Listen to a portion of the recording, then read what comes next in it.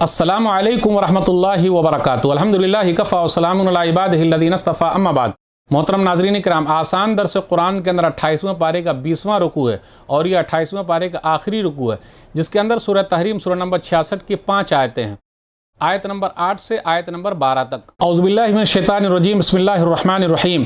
یا ایھا الذین آمنوا توبوا الی اللہ توبۃ نصوحا عسیٰ ربکم ان یکفر عنکم سیئاتکم ویدخلکم جنات تجری من تحتہا الانہار یوم لا یخزی اللہ النبی والذین آمنوا معہ نورهم یسعی بین ایدیہم وبایمانہم یقولون ربنا اتمم لنا نورنا واغفر لنا انک علی کل شیء قدیر۔ اے ایمان والو، تم اللہ کے سامنے خالص سچی توبہ کرو، امید ہے کہ تمہارا رب تمہارے گناہ معاف کر دے گا اور تمہیں ایسی جنتوں میں باغوں میں داخل کر دے جن کے نیچے نہریں بہتی ہیں، جس دن اللہ نبی صلی اللہ علیہ وسلم کو اور ان کے ساتھ ایمان والوں کو رسوا یعنی ذلیل نہیں کرے گا۔ ان نیک لوگوں کا نور ان کے آگے اور ان کے دائیں طرف دوڑتا رہے گا۔ وہ نیک لوگ کہیں گے، اے ہمارے رب، ہمارے لیے ہمارے نور کو پورا کر دے اور ہمیں معاف کر دے، بے شک تو ہر چیز پر پوری طرح قادر ہے۔ یا ایھا النبی جاہد الکفار والمنافقین واغلظ علیہم ومأواہم جہنم وبئس المصیر۔ اے نبی صلی اللہ علیہ وسلم، کافروں اور منافقوں سے جہاد کیجیے اور ان کافروں اور منافقوں پر سختی کیجیے اور ان کا ٹھکانہ جہنم ہے اور وہ بہت برا ٹھکانہ ہے۔ ضرب اللہ مثلا للذین کفروا امرأۃ نوح وامرأۃ لوط کانتا تحت عبدین من عبادنا صالحین فخانتاہما فلم یغنیا عنہما من اللہ شیئا وقیل ادخلوا النار مع الداخلین۔ اللہ نے کافروں کے لیے نوح علیہ السلام کی بیوی اور لوط علیہ السلام کی بیوی کی مثال دی ہے۔ یہ دونوں عورتیں ہمارے دو نیک بندوں نوح علیہ السلام اور لوط علیہ السلام کے نکاح میں تھی، پھر ان دونوں عورتوں نے ان کی خیانت کی، یعنی ان پر ایمان نہیں لائیں، تو وہ دونوں نوح علیہ السلام اور لوط علیہ السلام اللہ کے مقابلے میں کچھ بھی کام نہ آ سکے، اور ان دونوں عورتوں سے کہا جائے گا جہنم میں جانے والوں کے ساتھ، تم دونوں بھی جہنم میں چلی جاؤ۔ وضرب اللہ مثلا للذین آمنوا امرأۃ فرعون اذ قالت رب ابن لی عندک بیتا فی الجنہ ونجنی من فرعون وعملہ ونجنی من القوم الظالمین۔ اور اللہ نے ایمان والوں کے لیے فرعون کی بیوی آسیہ کی مثال دی ہے، جب انہوں نے کہا تھا میرے رب میرے لیے اپنے پاس جنت میں ایک گھر بنا دے اور مجھے فرعون اور اس کے عمل سے نجات دے دے اور مجھے ظالم لوگوں سے بھی نجات دے دے۔ ومریم ابنۃ عمران التی احسنت فرجہا فنفخنا فیہ من روحنا وصدقت بکلمات ربہا وکتبہ وکانت من القانتین۔ اور اللہ نے ایمان والوں کے لیے عیسیٰ علیہ السلام کی ماں مریم بنت عمران کی مثال دی ہے، جس نے اپنی عزت کی حفاظت کی تھی، پھر ہم نے ان کے اندر اپنی روح پھونک دی، جس سے عیسیٰ علیہ السلام بغیر باپ کے پیدا ہوئے، اور مریم نے اپنے رب کی باتوں اور اس کی کتابوں کی تصدیق کی اور وہ نیک لوگوں میں سے تھیں۔ ناظرین کرام، آسان درس قرآن کے اندر 28ویں پارے کا آخری رکوع 20واں رکوع ہے، جس کے اندر 5 آیتیں ہیں۔ سورہ تحریم سورہ نمبر 66 میں آیت نمبر 8 سے آیت نمبر 12 تک۔ آیت نمبر 8 پر غور کیجئے۔ یا ایھا الذین آمنوا توبوا الی اللہ توبۃ نصوحا۔ اے ایمان والو، سچی توبہ کرو۔ سچی توبہ کیا ہے؟ گناہ کو چھوڑ دیں، نمبر 1۔ نمبر 2، افسوس کریں۔ نمبر 3، آئندہ نہ کرنے کا عزم کریں۔ نمبر 4، اگر وہ گناہ حقوق العباد، بندوں کے حقوق سے تعلق سے ہے تو ان سے جا کے معافی مانگ لیں۔ پھر آگے کہا نورہم یسعی بین ایدیہم وبایمانہم۔ آیت نمبر 8 میں ہے کہ ایمان والوں کا نور ان کے دائیں اور ان کے آگے ہوگا۔ یسعی نورہم بین ایدیہم وبایمانہم۔ سورہ حدیث سورہ نمبر 57 آیت نمبر 12 میں ہے کہ ایمان والوں کا نور ان کے دائیں اور آگے ہوگا۔ یہ کب کی بات ہے؟ جب منافقین کا نور جو ہے ختم ہو جائے گا، اس کی روشنی ختم ہو جائے گی، تو ایمان والوں کا نور رہے گا۔ اس لیے وہ لوگ دعا کرتے ہیں، ربنا اتمم لنا نورنا واغفر لنا۔ اے ہمارے رب، تو ہمارے نور کو، ہماری روشنی کو پورا کر دے، یعنی جنت تک روشنی رکھ تاکہ ہم جنت میں آرام سے چلے جائیں۔ آیت نمبر 9 پر غور کیجیے۔ یا ایھا النبی جاہد الکفار والمنافقین واغلظ علیہم ومأواہم جہنم۔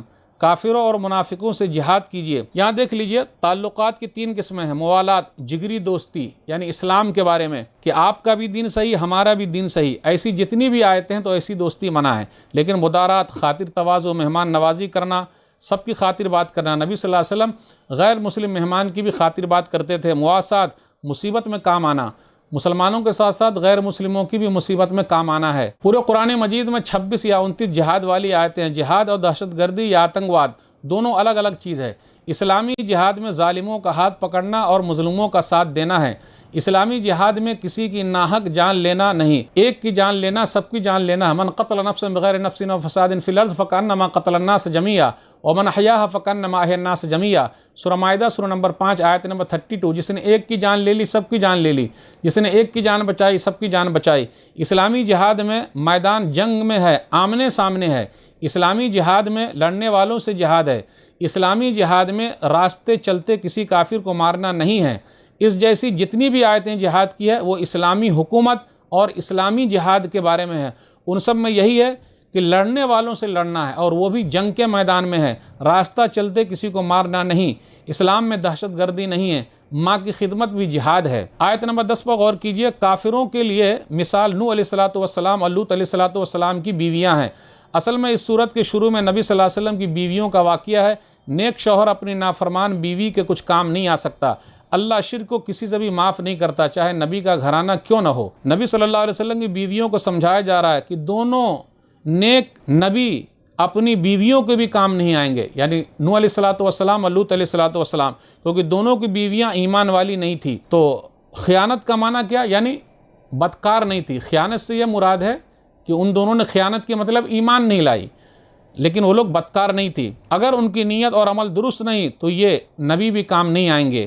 تو نوح علیہ السلام اپنی بیوی کا کام نہیں آئیں گے، لوط علیہ السلام اپنی بیوی کا کام نہیں آئیں گے، نوح علیہ السلام اپنے بیٹے کنعان کے کام نہیں آئیں گے۔ تو گھر والوں کو سمجھانا، خاص طور سے بیوی اور شوہر کو سمجھانا زیادہ مشکل کام ہے۔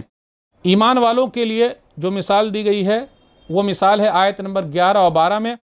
فرعون کی بیوی آسیہ اور عیسیٰ علیہ السلام کی ماں مریم۔ نبی صلی اللہ علیہ وسلم کی بیویوں سے بھی خطاب ہے کہ ایسی نیک بنو۔ غور کرنے کی بات ہے، فرعون جیسے ظالم کے گھر میں اللہ نے توحید والی عورت کو پیدا کیا۔ فرعون کی تکلیف کی وجہ سے آسیہ نے ایمان کو نہیں چھوڑا۔ اللہ والی کو شوہر بھی کچھ نہیں کر سکتا، اور عیسیٰ علیہ السلام بغیر باپ کے پیدا ہوئے ہیں۔ مریم علیہ السلام کو اپنی عزت کی کافی فکر تھی، مگر اللہ کے فیصلے پر راضی تھی۔ ایک حدیث میں ہے کہ 4 عورتیں مکمل ہیں۔ مسند احمد حدیث نمبر 12391۔ انس رضی اللہ تعالیٰ عنہ سے نبی صلی اللہ علیہ وسلم نے فرمایا، حسبک من نساء العالمین مریم ابنت عمران و خدیجہ بنت خویلد و فاطمہ ابنت محمد و آسیہ امرت فرعون۔ رسول اللہ صلی اللہ علیہ وسلم فرمایا، تمہارے لیے دنیا کی یہ عورتیں کافی ہیں، مریم بنت عمران، خدیجہ بنت خویلد، فاطمہ بنت محمد۔ مریم بنت عمران رضی اللہ عنہ، خدیجہ بنت خویلد ام المومنین رضی اللہ عنہ، فاطمہ بنت محمد رضی اللہ عنہ، فرعون کی بیوی آسیہ رضی اللہ عنہ۔ سورہ تحریم کی آیت نمبر 5 میں تھا سیبات و ابکارا۔ سیبہ وہ عورت جس سے پہلے اس کی شادی ہو چکی ہے، اور ابکارا جس نے ابھی شوہر کو نہیں دیکھا۔ کچھ لوگوں نے یہ کہا ہے، تفسیر وغیرہ میں ہے، سیبات سے مراد فرعون کی بیوی آسیہ ہے۔ ہو سکتا ہے اللہ تعالیٰ جنت کے اندر نبی صلی اللہ علیہ وسلم سے اس کی شادی کرا دیں۔ پھر اسی طرح ابکارا، اس سے مراد عیسیٰ علیہ السلام کی مریم ہے۔ ہو سکتا ہے اللہ تعالیٰ جنت میں نبی صلی اللہ علیہ وسلم سے ان کی شادی کرا دے۔ یہ کچھ اقوال بیان کیے گئے ہیں۔ آپ غور کریں کہ فرعون کی بیوی آسیہ نے اللہ سے کیا دعا کی، رب ابن لی عندک بیتا فی الجنہ، کہ اے میرے رب تو اپنے پاس جنت میں ایک گھر بنا دے، اور فرعون اور اس کے کاموں سے ہم کو نجات دے دے، اور ظالم قوم سے نجات دے دے۔ ایک حدیث میں نبی صلی اللہ علیہ وسلم نے بیان فرمایا، صحیح بخاری کتاب احادیث الانبیاء حدیث نمبر 3411، کمل من الرجال کثیر ولم یکمل من النساء الا آسیہ امرۃ فرعون و مریم بنت عمران وان فضل عائشہ علی النساء کفضل السرید علی سائر الطعام۔ مردوں میں بہت سارے مکمل ہوئے، لیکن عورتوں میں فرعون کی بیوی آسیہ اور مریم بنت عمران جو عیسیٰ علیہ السلام کی ماں ہے، اور تمام عورتوں پر عائشہ رضی اللہ تعالیٰ عنہ کی فضیلت ایسی ہے جیسا کہ سرید کھانے کو تمام کھانے پر فضیلت حاصل ہے۔ تو اس طریقے سے عورتوں کی جو مثال دی گئی ہے، کچھ بری عورتوں کی مثال ہے، کچھ اچھی عورتوں کی مثال ہے، اس لیے اچھی عورتوں کی طرح رہو، یہ ذکر ہے۔ تو ناظرین کرام، آج کے درس میں بس اتنا ہی۔ اللہ سے دعا ہے کہ اللہ تعالیٰ ہم لوگ قرآن کریم کو پڑھنے، پڑھانے، سمجھنے، سمجھانے، عمل کرنے اور لوگوں تک پہنچانے کی توفیق دے، آمین۔ والسلام علیکم ورحمۃ اللہ وبرکاتہ۔